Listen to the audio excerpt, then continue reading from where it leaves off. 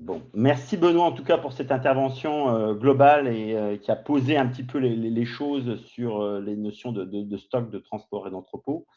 Évidemment, moi, représentant un équipementier d'intralogistique, je ferai évidemment un focus un petit peu plus important sur la partie entrepôt.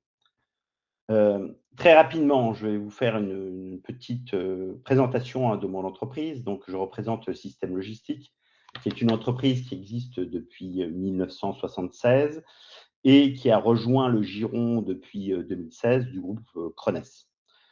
Système Logistique, c'est à peu près 400 millions d'euros de chiffre d'affaires sur 2025 à travers quasiment 11 entités, donc l'Espagne, l'Italie, l'Allemagne.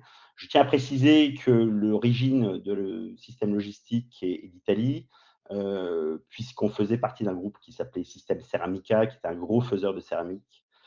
Et le créateur de l'entreprise souhaitait donc rajouter une entité intralogistique à ses activités industrielles. Donc, tout simplement dans le désir de pouvoir stocker ses matières premières, alimenter ses chaînes de production et ensuite assurer le stockage de ses produits finis avant sa distribution. Nous sommes un peu plus de 1000 collaborateurs à travers le monde, hein, puisqu'on est présent aux États-Unis, Espagne, Angleterre, Allemagne et très fortement et de plus en plus fortement sur les pays de l'Est. On a une flotte d'AGV, d'AMR de plus de 1800 machines à travers le monde et on a historiquement plus de 200 clients. Je précise qu'on est ISO 9001, 14001, 45001 et on est EcoVadis Or depuis 2024. Alors, au-delà de ça, évidemment, on bénéficie du support du groupe Crones, hein, qui est le numéro un de l'embouteillage au niveau mondial et qui dégage un chiffre d'affaires de plus de 5 milliards d'euros, avec 21 000 collaborateurs à travers le monde, 27 usines et plus de 1000 clients qui existent depuis 1951. Je tiens à préciser que le groupe Crones appartient à un groupe familial, puisque la famille possède plus de 51% en départ du groupe. Ce qui nous permet de bénéficier évidemment d'une assise solide et de prendre en charge tout type de projet, que ce soit de petits projets de 1 ou 2 millions d'euros, à des choses beaucoup plus importantes de plus de 50 millions d'euros. Alors, dans quel contexte et quelles sont les problématiques que nous permettons de résoudre? Je tiens à préciser qu'un entrepôt logistique joue un rôle stratégique dans la chaîne d'approvisionnement, puisque c'est un point central de concentration de flux, en réalité, et qui gère des opérations de réception, de stockage et d'expédition. L'entrepôt, donc, assure la continuité des flux, puisque quand le client adresse une commande à son fournisseur, généralement, c'est l'entrepôt qui va gérer et manager, en tout cas, cette opération, puisque c'est à partir du stock qui est présent à l'entrepôt qu'on va tirer le flux pour alimenter le client. Donc, ce lieu de stockage, évidemment, favorise la gestion des stocks, va effectuer la préparation de commande et ainsi de suite, selon son point géographique, va pouvoir réduire les délais de livraison. En tout cas, délais de livraison qui font partie de l'engagement pris par le fournisseur vis-à-vis de son client. Donc l'entrepôt est un moyen indispensable pour fluidifier la logistique. C'est-à-dire que comme il est la cheville ouvrière qui va permettre d'effectuer la préparation de commandes, il faut que ces stocks soient bien achalandés et quelque part, ils soient capables de remplir le contrat de transport en termes de délai de remise, en tout cas de la marchandise, au niveau du transporteur. Donc, quelque part, le stock crée la promesse, c'est-à-dire que j'ai la marchandise disponible pour vous. Le transport le délivre, évidemment, donc sur le temps de transport, et c'est l'entrepôt qui va rendre possible la suite de ces opérations. Comme l'a décrit fort bien Benoît, il y a plusieurs schémas logistiques qui, évidemment, sont présents à travers le monde. Ça, selon que vous êtes une petite entreprise locale jusqu'à un grand groupe qui a une présence intercontinentale. Ça peut être une simple notion de mon stock se trouve sur le lieu de fabrication et ensuite je vais livrer mon client.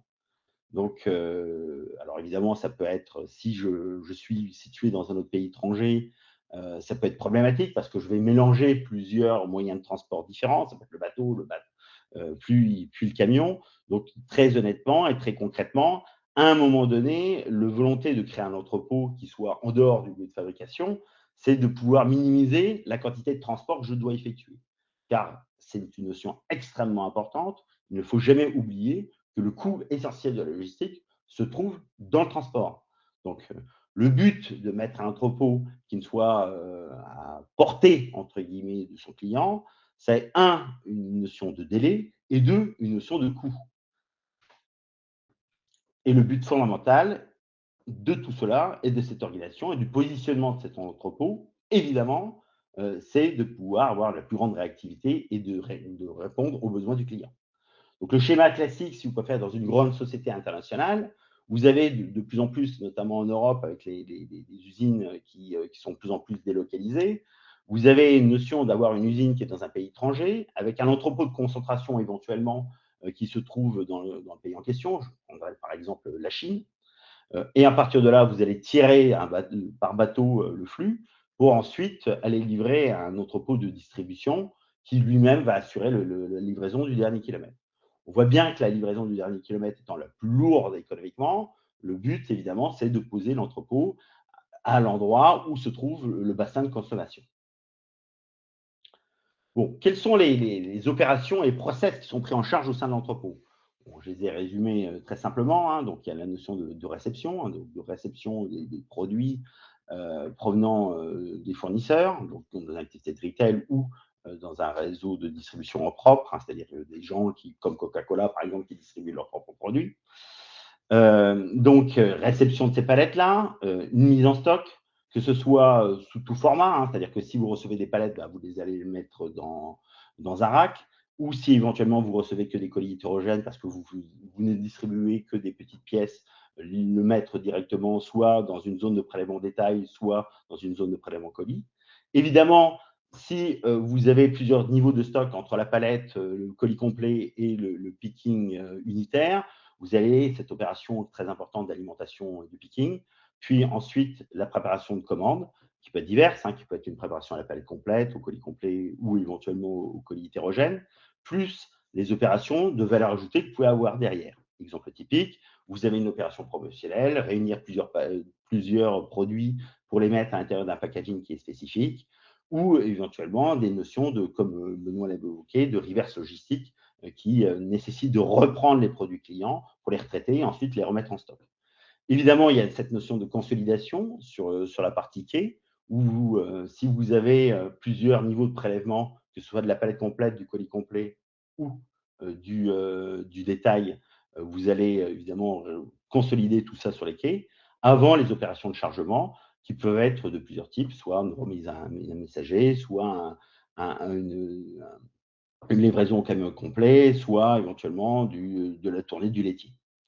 Donc, les opérations sont extrêmement diverses et selon les niveaux et les moments où vous vous trouvez dans la saison, vous pouvez avoir des variations plus ou moins fortes de telle ou telle activité.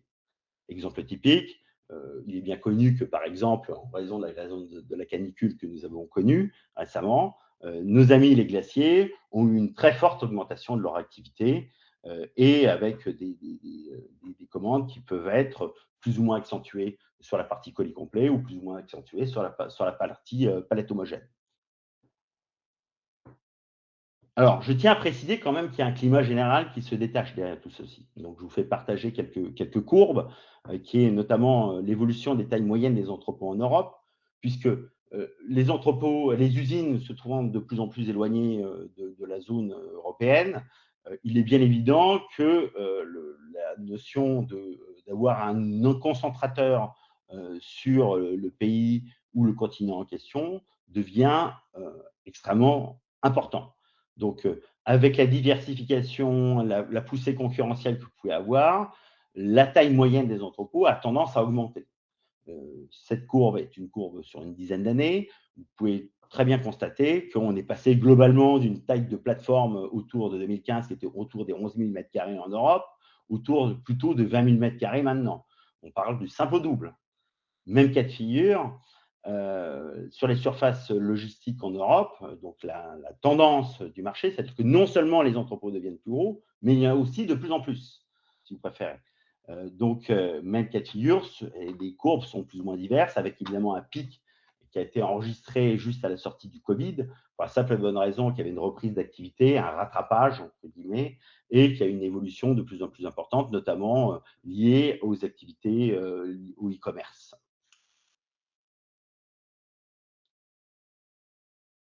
Même cas de figure, les entrepôts augmentant, le nombre d'entrepôts augmentant, quelque part, le nombre de personnel affecté aux activités logistiques est de plus en plus important. Là, ici, vous voyez une courbe focus sur la partie française. Vous voyez bien que l'augmentation est sur une dizaine d'années, le nombre de personnes employées sur le métier de la logistique a considérablement augmenté de l'ordre de 23 à 25%. Tout ceci, évidemment, a été généré par une explosion des références, le fait qu'on intègre de plus en plus le canal e-commerce, c'est-à-dire que même s'il y avait des précurseurs forts, comme des gens comme Vente Privée par exemple, Bazar Chic, Showroom Privé, qui étaient des business complètement liés à l'activité e-commerce, qui ont démarré à la fin des années 2000, elles ont continué leur évolution et très concrètement, il y a une très forte explosion qui a eu lieu entre 2015 et 2025 et qui a pesé de plus en plus. Le fait aussi que les premières approches, notamment sur le e-commerce, étaient essentiellement des approches qui étaient on met un entrepôt spécialisé e-commerce et on met un entrepôt réservé livraison magasin qui, pour des raisons d'immobilisation de stock, de simplification des logiques, de ne pas gérer plusieurs circuits de distribution de façon complètement séparée et dans une recherche on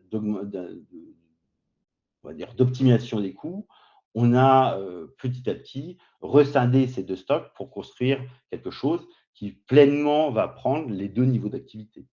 Sachant que le e-commerce se qualifie essentiellement sur de la préparation unitaire et la livraison de magasins ou de vendeurs ou de revendeurs ou de grossistes s'effectue essentiellement à la palette, à la couche ou au colis. Évidemment, cette notion s'accompagne d'une pression sur les coûts, parce que, j'en reviendrai ultérieurement, et vous allez le voir tout de suite. Nous avons aussi une augmentation des salaires qui a eu lieu, évidemment. De plus, comme vous pouvez le constater, alors que le besoin en termes de moyens logistiques humains augmente, il y a quand même une pénurie de main-d'œuvre qui commence à apparaître sur cette activité en raison éventuellement de sa pénibilité, le fait que le métier peut nous sembler moins attractif qu'il a pu l'être. Quoi qu'il en soit, si vous préférez, vous voyez bien que sur la courbe de gauche, il y a quand même fondamentalement un vieillissement de la population, notamment de la population qui vit et qui travaille au sein de la logistique. Puisque sur 10 ans, on était sur une moyenne du collaborateur qui était autour des 38 ans, alors que maintenant, on est plutôt autour des plus de 40 ans. Donc, toute cette problématique d'augmentation, de croissement des coûts, entre guillemets, liés au coût de la manœuvre, du coût de la construction, du coût du transport, plus un vieillissement de la population, amène les entreprises à avoir des réflexions plus larges, en tout cas, sur leur façon de faire. Car autrefois, 90% des entrepôts étaient gérés de façon manuelle. Ces problématiques conjoncturelles amènent les clients, les chargeurs, à avoir des réflexions qui sont plus larges que celles étaient auparavant. Alors, comme le milieu devient de plus en plus concurrentiel, puisqu'il y a une augmentation, une croissance des prix, et donc à un moment donné, il y a quand même une notion de lutte pour pouvoir conserver ses clients et accroître ses parts de marché. Le but recherché dans un milieu concurrentiel, évidemment, c'est d'avoir une plus grande efficacité et une productivité accrue. Bon.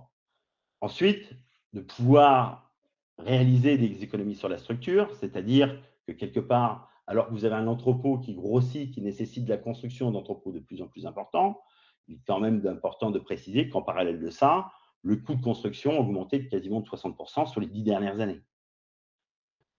Même cas de figure, il y a quand même une appétence petit à petit pour rendre le métier plus attractif et plus attrayant en raison du vieillissement de la population, un vieillissement plus généralisé, parce que c'est conjoncturel. Il y a une volonté quand même d'offrir aux collaborateurs des conditions de travail qui sont plus sûres. Je tiens à préciser que le métier de la logistique, parmi les métiers qui se trouvent sur le marché de l'emploi français,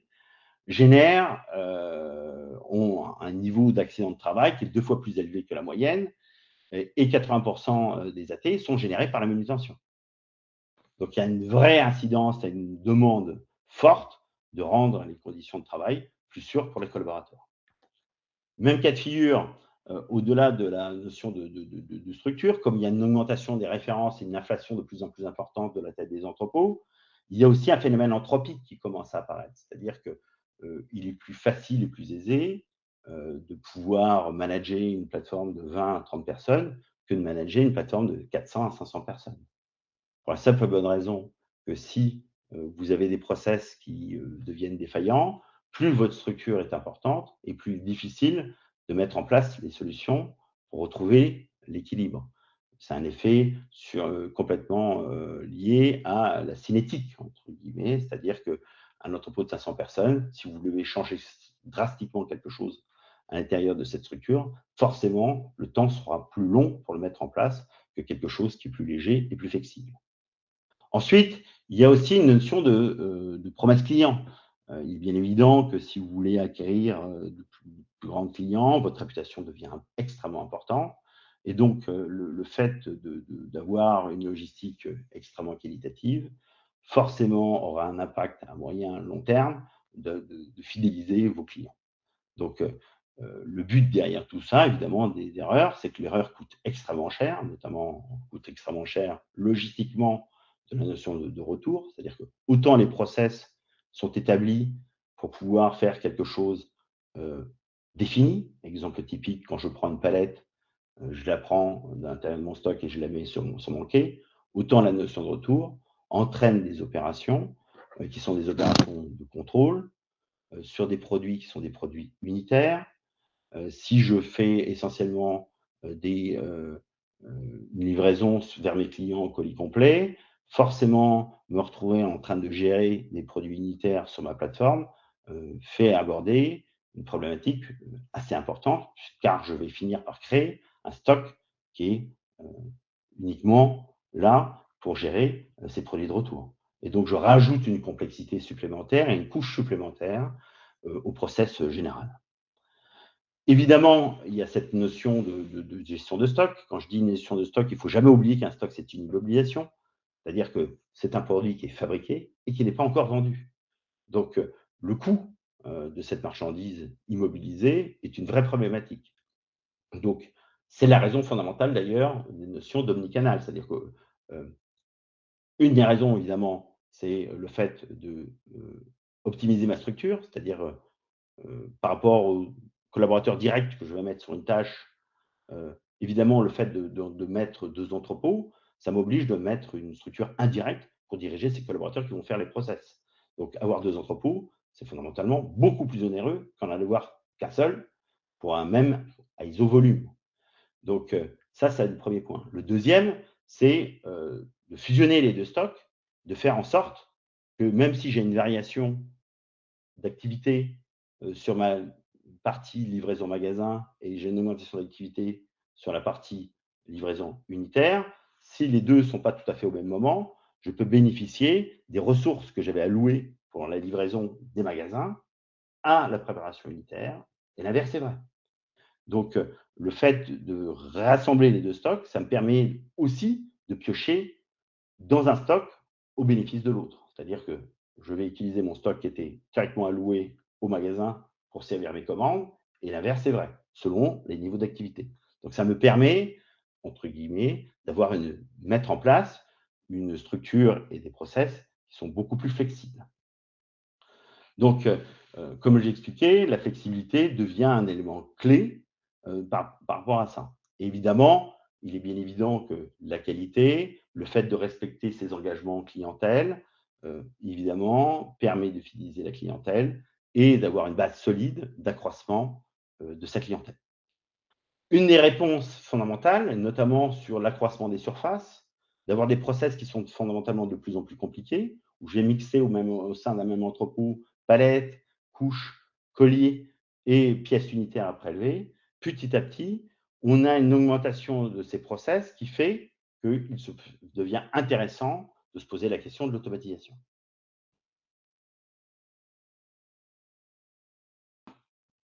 Alors, quel est le but fondamental de l'automatisation? Évidemment, la notion qui vient instantanément à l'esprit, c'est minimiser les déplacements. C'est-à-dire que quand vous envoyez un collaborateur sur une plateforme de 20 000, 30 000, 40 000 mètres carrés, surtout quand vous avez plusieurs milliers de références, Le but fondamental, c'est de ramener le collaborateur à sa valeur ajoutée. Et quelle est sa valeur ajoutée? C'est le prélèvement. Donc le déplacement, en mettant quelque chose qui permet de minimiser les déplacements du collaborateur, je gagne tout de suite en productivité de celui-ci. Évidemment, il y a la notion de favoriser l'ergonomie, donc afin d'éviter le port de charge, première chose. Et puis, très honnêtement, aussi de minimiser en minimisant la partie, enfin maximisant l'ergonomie, je vais minimiser les gestes du collaborateur et donc fondamentalement euh, favoriser sa productivité. Un des exemples premiers, par exemple, de la partie gain de productivité, c'est simplement sur l'informatique. Au départ, tout le monde se souvient, il y a cela quelques années, de préparation sur le papier, on cochait la ligne, ce genre de choses. Lentement, ça a été remplacé par la mise en place de pistolets radiofréquences à l'intérieur du système, et ensuite, voire de voice speaking, afin de faciliter les opérations de validation et ainsi gagner du temps. Même cas de figure, un des éléments qui est petit à petit, qui apparaît de plus en plus important, c'est remplacer le collaborateur sur des fonctions de préhension simples, notamment par le déploiement de robots. C'est-à-dire que quand on a besoin de prélever une couche complète, est-ce que ça ne vaut pas le coup de mettre un robot qui va prélever l'intégralité des colis sur une couche afin de pouvoir avoir une meilleure optimisation et une meilleure productivité. Il est important de préciser qu'il n'y a pas que des palettes quelquefois qui sont à manipuler. J'étais en train de m'orienter essentiellement sur la préparation à la palette, au colis, ce genre de choses, mais la logistique est beaucoup plus large que ça. Il est bien évident que quand par exemple vous êtes un fabricant de moteurs de bateau qui pèse plusieurs tonnes, ce n'est pas l'être humain qui va faire cette préparation-là. Donc il y a quand même des outils qui sont mis en place pour pouvoir favoriser ces préhensions et de permettre ainsi de remplacer plus facilement l'être humain. Je donne un exemple. Par exemple, quand vous recevez des sacs de cacahuètes ou de chocolat, de cacao, et qui proviennent d'exploitations lointaines, vous recevez des sacs de 80 kg, il est quand même plus pertinent de mettre en place des moyens qui vont manipuler ces sacs plutôt que mettre deux hommes qui vont soulever 30 à 40 kg chacun pour pouvoir les manipuler. Il est bien évident que, en raison de la complexité de plus en plus importante des activités logistiques, le premier point, en tout cas, qui doit être mis en place en termes d'automatisation, c'est un système qui est capable de gérer l'intégralité de ces process et de l'harmoniser afin d'éviter d'avoir des ruptures et d'avoir une vision globale de ce qui se passe à l'entrepôt afin de pouvoir allouer les bonnes ressources au bon moment pour remplir ces opérations. Alors, évidemment, l'automatisation se regarde que sur un seul prisme en général. C'est le gain versus le coût et les ennuis générés. Il est bien évident que certains projets d'automatisation peuvent être extrêmement structurants, peuvent nécessiter le fait de paralyser quelquefois des opérations durant la mise en place de ce système automatisé, et culturellement, est-ce que l'entreprise est prête à le faire? Et la troisième chose, c'est quel est le niveau d'automatisation à mettre en place? Il est bien évident que sont pris en compte à ce moment-là quels sont les moyens financiers de l'entreprise, qu'est-ce qu'elle peut se permettre, et surtout, est-ce que la mise en place de cette automatisation ou le gap et le saut que je dois faire n'est-il pas trop coûteux en termes financiers, organisationnels et moyens humains à mettre en place? Fort heureusement, si vous préférez, l'évolution des technologies permettent d'avoir une approche de l'automatisation qui est, ma foi, moins onéreuse maintenant qu'elle l'était autrefois. Évidemment, nous, système logistique, c'est notre but de réduire les risques et de maximiser les gains à nos clients. Je vais aborder une partie solution avec vous. Qu'est-ce que le marché réclame actuellement? Le marché réclame une facilité de prise en main, car autrefois, ce qui était mis, c'était des grandes cathédrales technologiques constituées d'acier, qui étaient extrêmement efficaces dans leur façon de faire, mais qui étaient un peu plus rigides et surtout le gap financier pour pouvoir aborder ce type de technologie était relativement important. Donc, ça nécessitait, seules les entreprises les plus grosses ou qui étaient dans l'obligation de le faire, effectuer ce type d'investissement. Maintenant, les systèmes qui sont de plus en plus modulables, sur base de robots, sur la base d'AMR, permettent de rentrer beaucoup plus facilement sur cette marché de l'automatisation et donc, quelque part, de pouvoir bénéficier des avantages de celle-ci.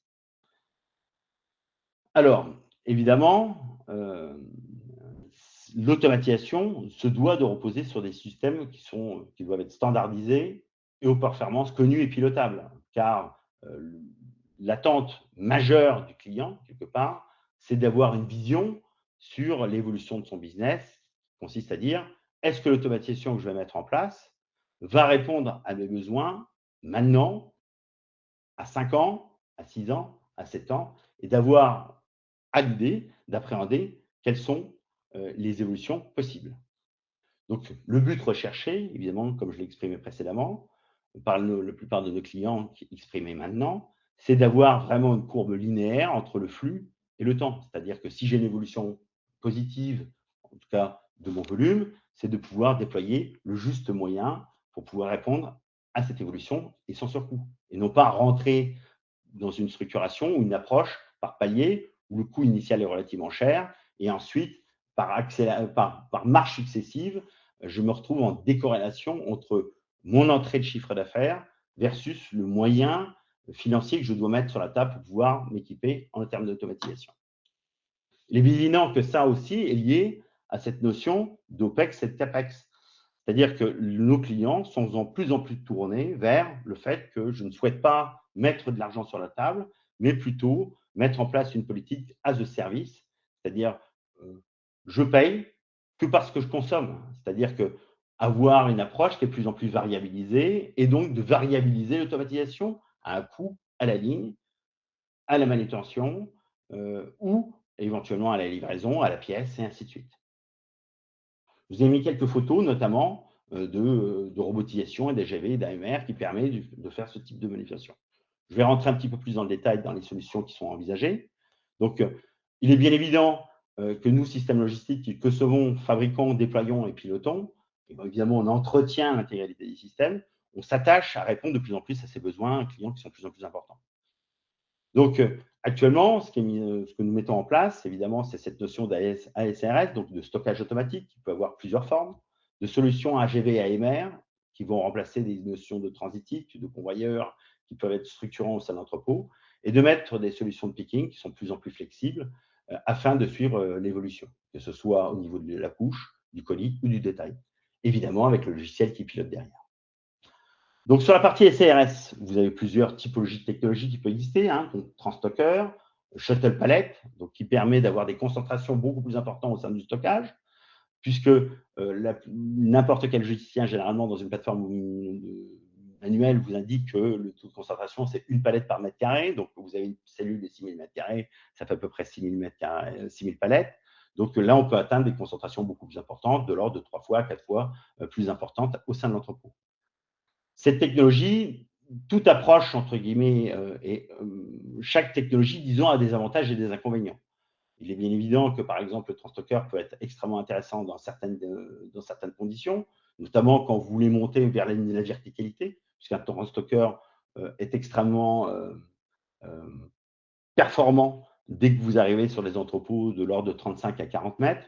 Le Shuttle Pallet est plus adéquat sur des concentrations plus importantes en deçà de ces hauteurs, sur des entrepôts plus standards, jusqu'à des notions de fast retrieval shuttle, qui sont des allées shuttle, si vous préférez, spécifiques et dédiés sur la très haute productivité par année. Même cas de figure sur les AGV et les AMR.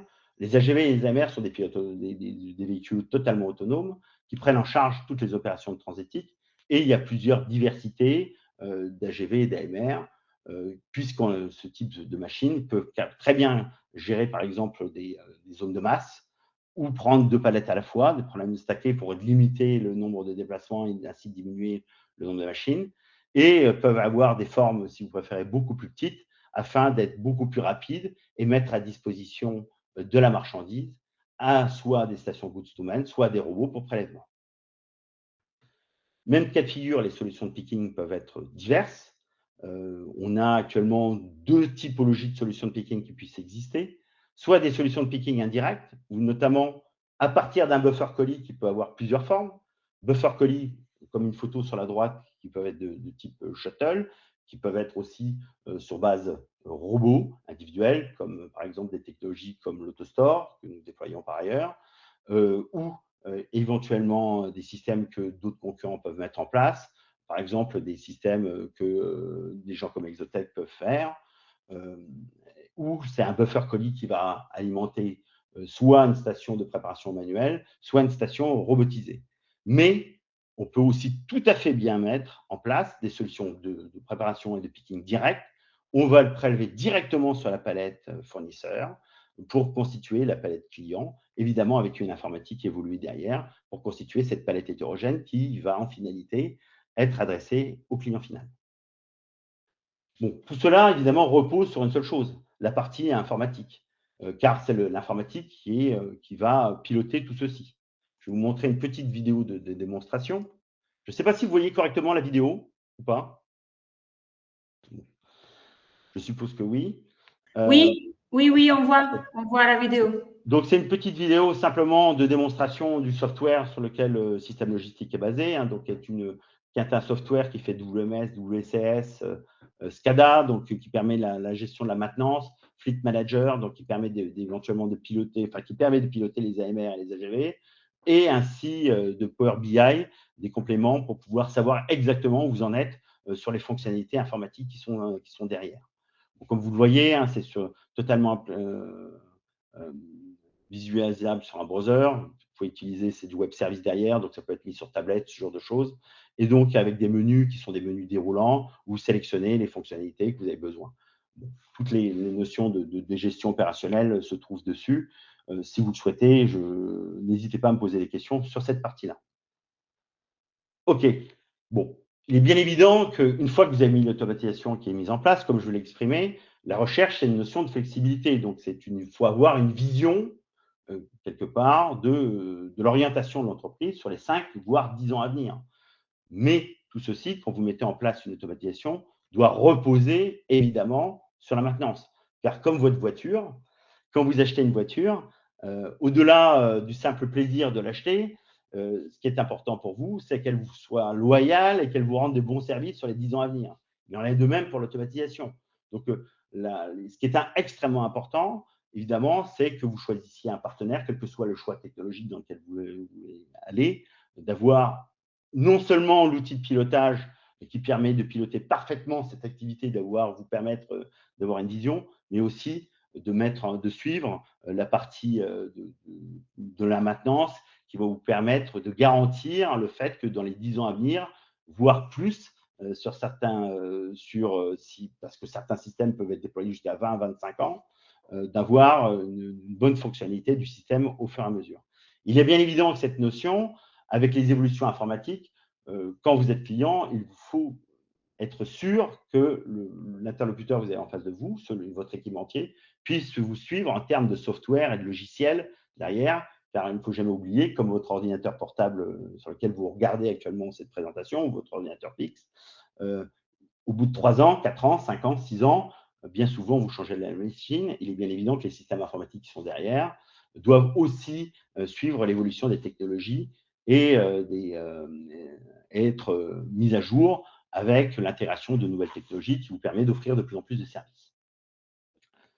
Un des éléments importants, évidemment, de l'automatisation, c'est le fait que vous intégriez et que vous soyez capable culturellement de pouvoir intégrer l'automatisation au sein de votre structure. Parce que bien souvent, quand vous partez des systèmes manuels, on est en train de parler d'un accompagnement, d'un engagement du personnel de l'entreprise à cette évolution majeure qui peut être perturbante. Comme Benoît l'a exprimé concrètement, il faut un accompagnement extrêmement fort quelque part de tout ce qui est des équipes au fur et à mesure de l'intégration des collaborateurs qui vont intervenir sur le système, que ce soit en termes opérationnels ou éventuellement de maintenance du système. les exploitants seront ceux qui, au quotidien, vont gérer le système. Donc, il faut que, entre guillemets, ils aient une maîtrise au même titre qu'autrefois, ils avaient une maîtrise de leurs équipes et de leur équipement, de leur matériel, de leur chariot, ce genre de choses. Il faut qu'ils soient capables de pouvoir accompagner le matériel déployé dans son fonctionnement et dans son évolutivité. Tout ceci, j'ai fait un très fort focus précédemment sur l'équipement qui doit être mis en place n'est pas un équipement qui répond aux besoins instantanés de l'entreprise. Il doit répondre au lendemain de cette entreprise et à l'évolution de celle-ci. Donc pour cela, il est important, quand vous choisissez l'équipementier ou l'intégrateur qui va vous fournir l'équipement, que celui-ci soit capable de vous accompagner et de pouvoir simuler toute évolution du marché et de l'évolution de votre activité. Et ainsi de suite, de vous rassurer sur quels sont le comportement du système automatisé sur les évolutions de volume que vous pouvez avoir. Donc, un des éléments majeurs actuellement de cette partie-là, c'est la mise en place d'un jumeau numérique qui vous permet de simuler au fur et à mesure et de façon préalable des tendances qui peuvent apparaître sur votre marché. Donc, très facilement et de plus en plus facilement, les équipementiers les plus performants sont capables de mettre en place des jumeaux numériques sur lesquels vous pourrez jouer des runs d'évolution qui vous permettront de déployer des systèmes qui seront le plus faciles et le plus scalables et qui vous permettra la meilleure évolution. Alors, ça peut être des systèmes relativement simples jusqu'à des systèmes extrêmement lourds. Là, je passe rapidement une vidéo. C'est notamment sur une installation que nous avons déployée en Espagne pour le métier de la grande distribution, puisque nous sommes fournisseurs des gens comme Carlsberg, Coca-Cola, Pierre Martinet, Nestlé à travers la France et en international. Et donc, ça, c'est un système qui a été mis en place pour la grande distribution, notamment avec un stockage réserve, où vous voyez les palettes qui sont emmenées à des robots de dépalettisation pour remplir un buffer colis, pour être ensuite amené jusqu'à la partie robotisation de palettisation.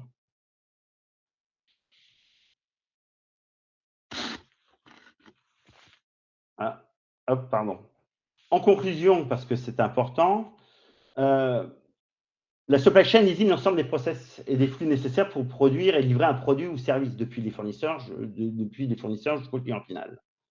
Donc, placer les justes stocks là où ils ont besoin d'être transportés efficacement est primordial.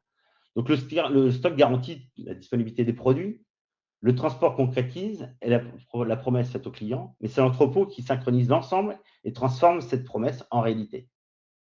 L'entrepôt se doit donc de devenir de plus en plus intelligent afin de pouvoir répondre de plus en plus à des clients qui deviennent de plus en plus exigeants. Et cela passe évidemment par des performances opérationnelles qui sont de plus en plus importantes.